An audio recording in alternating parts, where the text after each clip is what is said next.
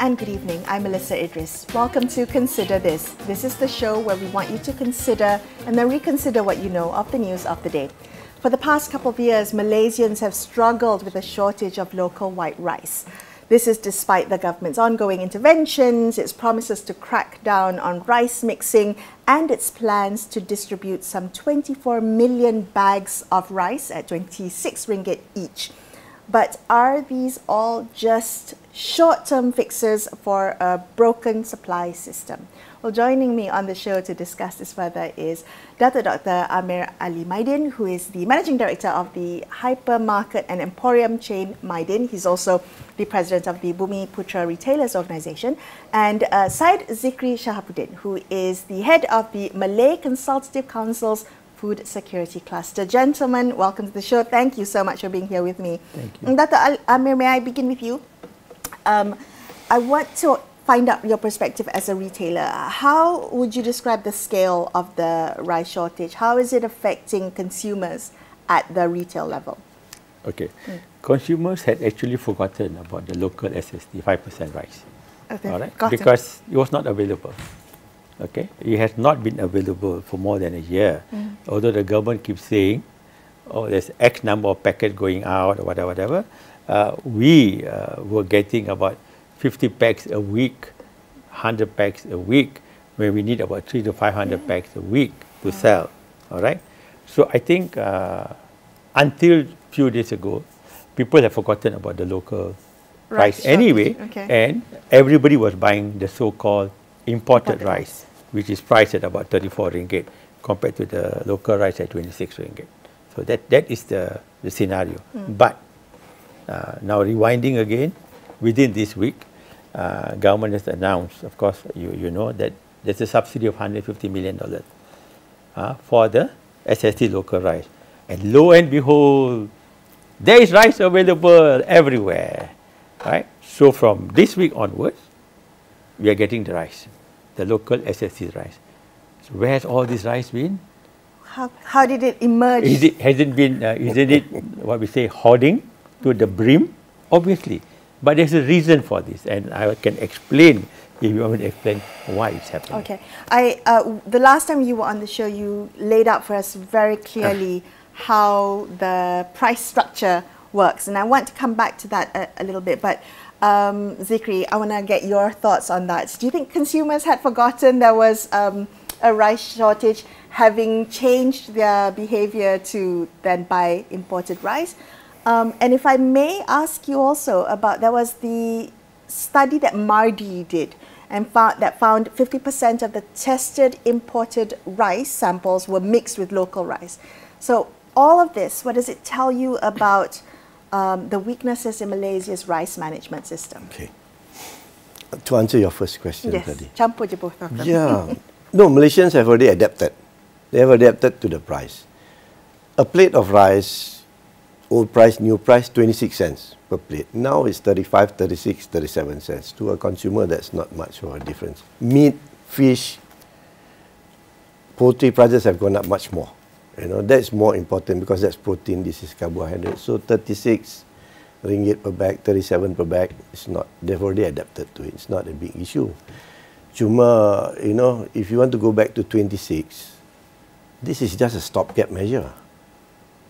It's just a stopgap. I can say it. I'm not, you know, so it's a stopgap measure. And 6 months, that will give time to the government to rethink about this. Now, I'm sure they will come up with something like, because 24 million bags doesn't give everybody the privilege to buy. In fact, now also I don't know who has the right to go to Mydin and buy that 26 ringgit pack. Do you have to show your IC? What? I don't know. You know, can somebody drive in with a BMW and go and buy the same pack of rice? Or do they have a system where they can, you know, we don't know. I don't know. I have not gone. I've gone to several places. I can't find it, you know, still. So to answer that question, actually it's like this. At the moment, we have been asked to put a signage out there, limiting each consumer to buy 2 packets of rice. And the signage also says that foreigners are not allowed to buy rice. Okay? How I'm going to differentiate an Indian, Malaysian Indian and Indian Indian? got. And anyway, the ministry not telling us to do anything like that. They're saying that I hope the signage will make people tell that, hey, I'm not supposed to take this. But you know, people being people, and if they are in the lower segment of society, they'll probably take it. But enforcement is not the retailer's challenge lah. It is so-called the Kementerian challenge. So I think we can leave it as that. But I think when you mention about Mydin, checking the rice mixing, the mixture of rice, I think people have to understand first. Rice has to be mixed. It has to be mixed. It has to be mixed. Okay.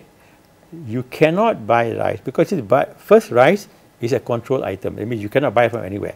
You have to buy from our king, Bernas. All right. He is the monopoly here. Okay. And Bernas will import rice from whether it's Vietnam, Cambodia, Myanmar, or India for that matter.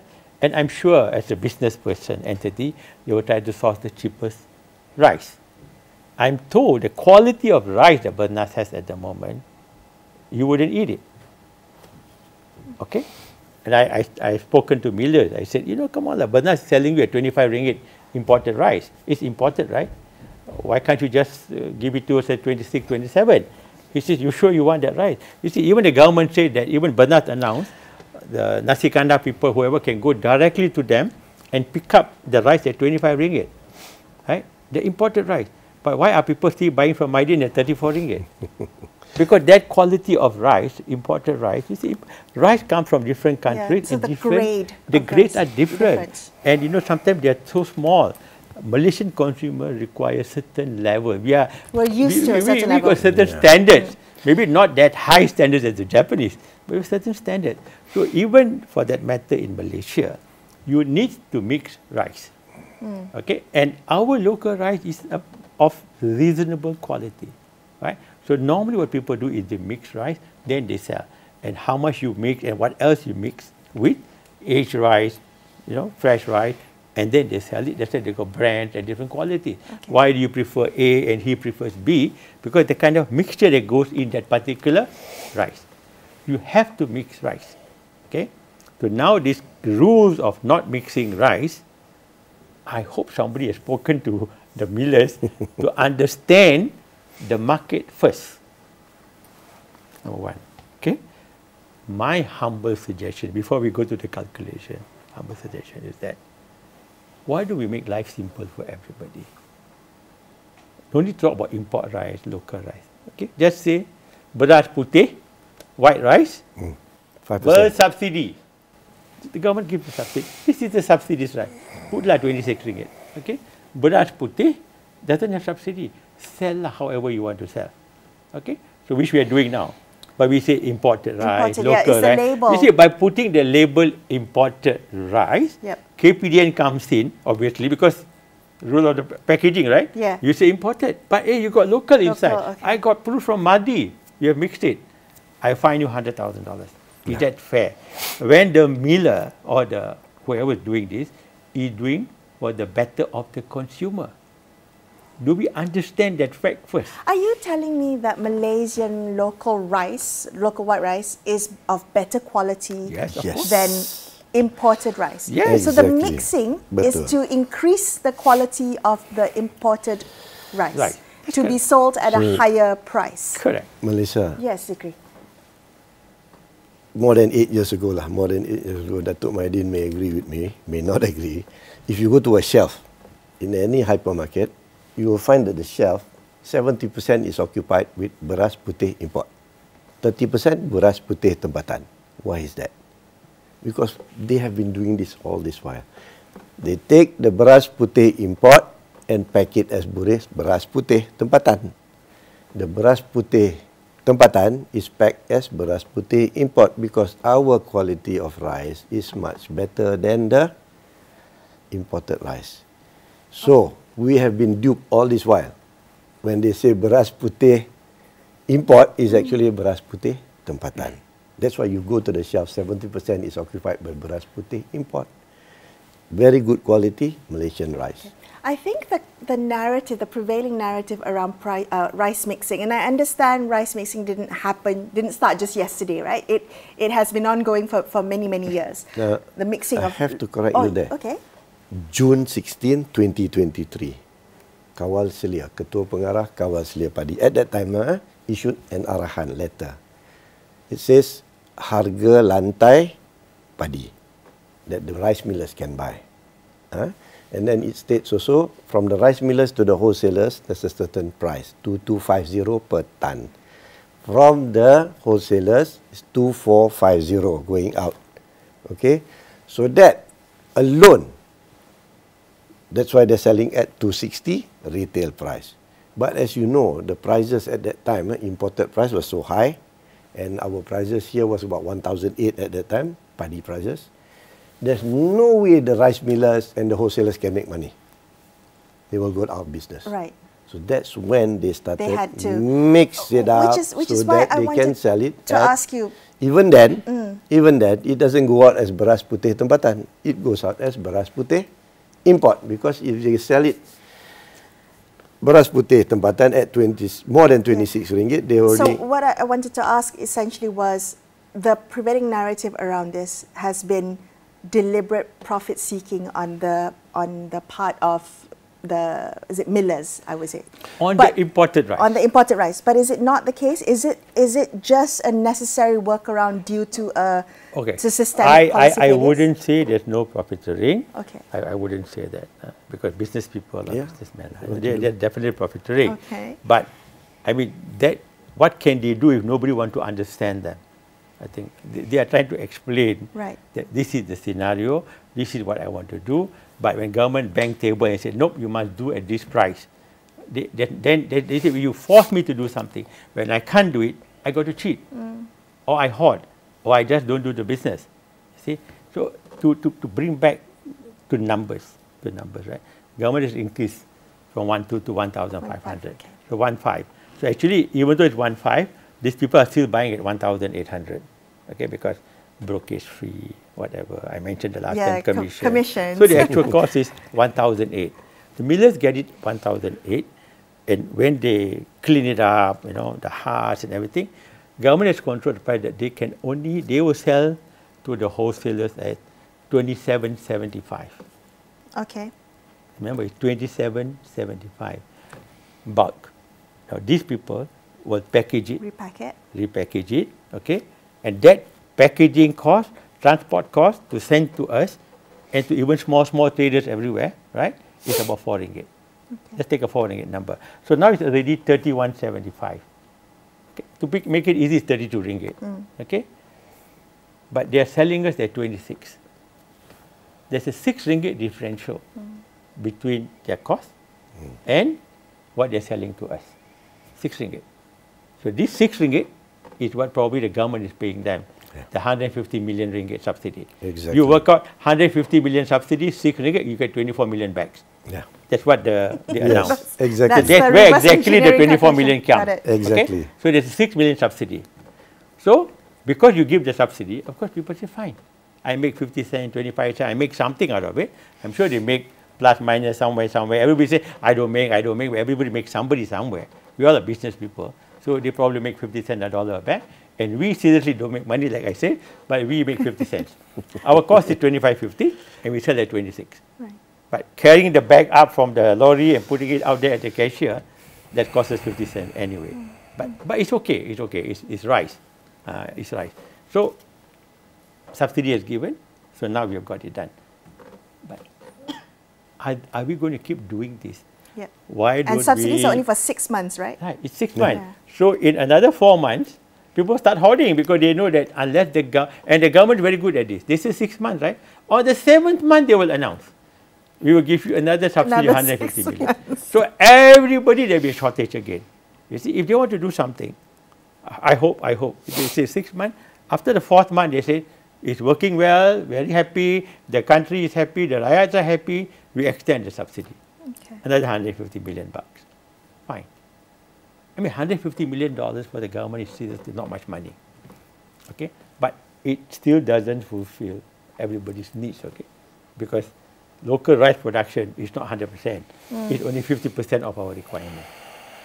Okay, when Datuk Ameer mentioned that no one's listening to the plight of the millers, right? Not listening to what the people in the industry are saying, and the government has essentially put their foot down for a ruling of a controlled food item. How do you see? Is that your assessment, your read of the situation as well? Is that what the industry players are telling you? The millers and wholesalers, they have to make money. As Datuk Ameer said, everybody wants to profit from it. By hook or by crook, either you mix it or whatever, they want to make money. But you have to understand the industry is a paradox. It's a paradox.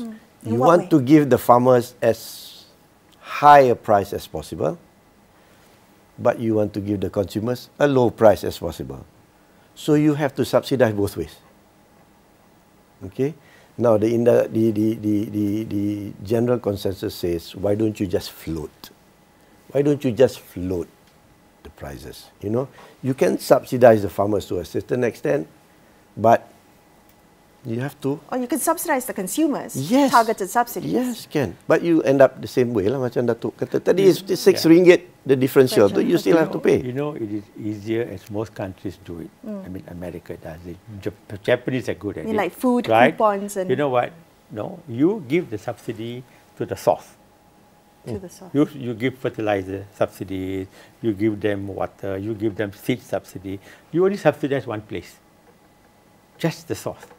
Because the source is where the thing is coming from. Right. Yeah. Why give here subsidy? Now you put RFID stickers on the back to track where the rice is going. Yes. And you got 1,000 enforcement people going around, sniffing around for so-called mixing of rice. You know, end of the day, it costs the government more than anything else. And massive headache for everybody. Yeah. Tak boleh tidur malam orang kata. It's like that. So you might as well do one subsidy, and seriously, agricultural subsidy is there everywhere in the world. Everywhere in the world.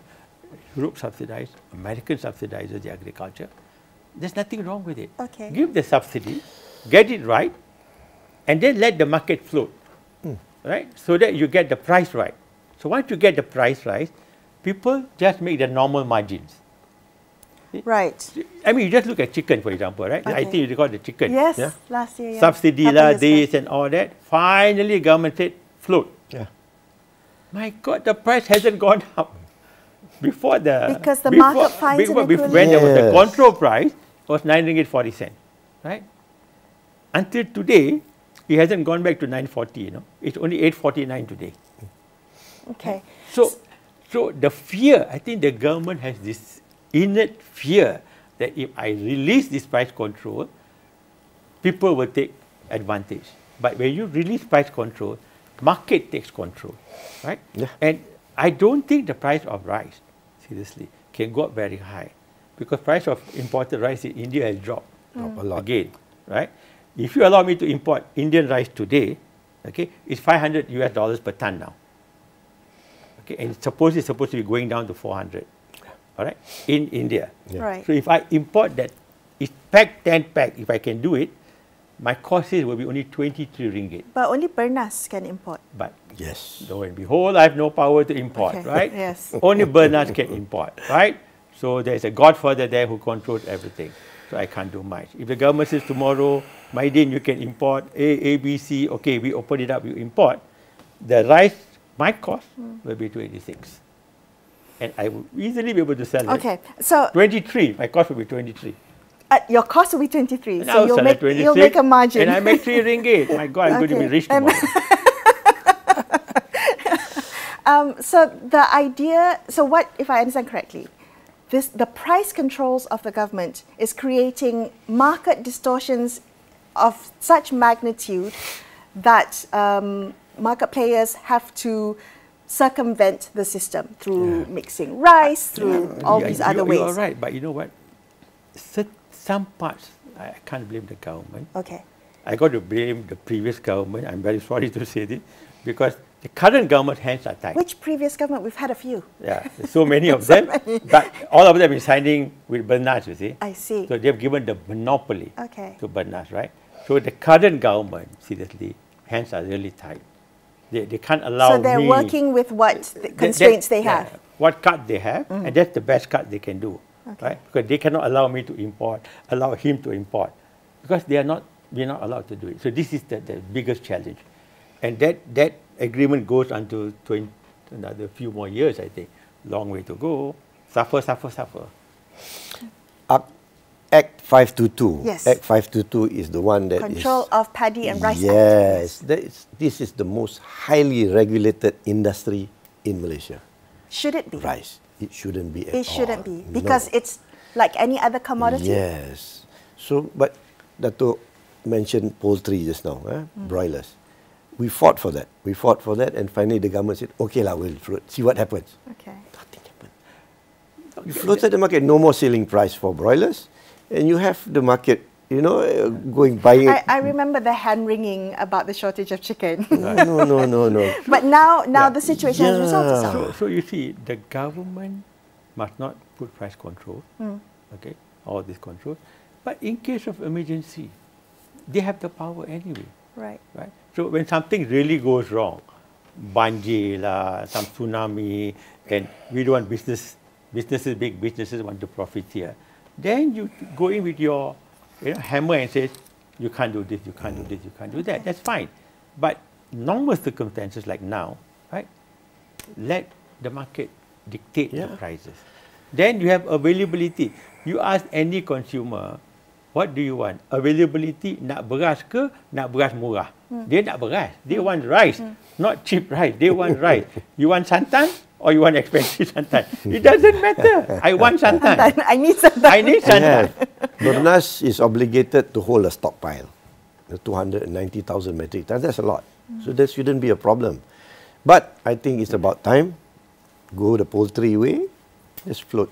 Liberalize the rice market and float it. All you have to do seriously is that to pay Bernas X dollars For the concession. for holding the stock.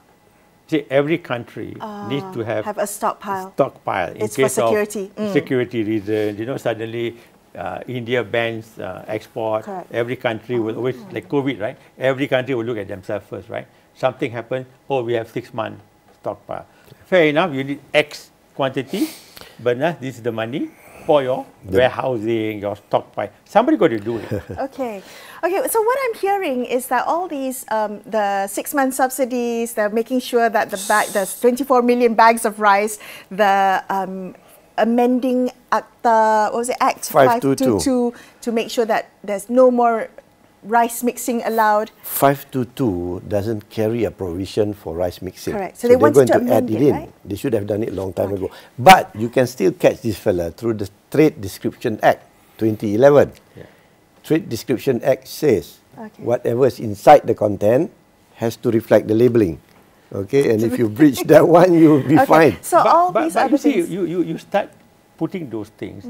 Then you go back to what I first said. You need to mix the rice. So now you stop people from mixing rice.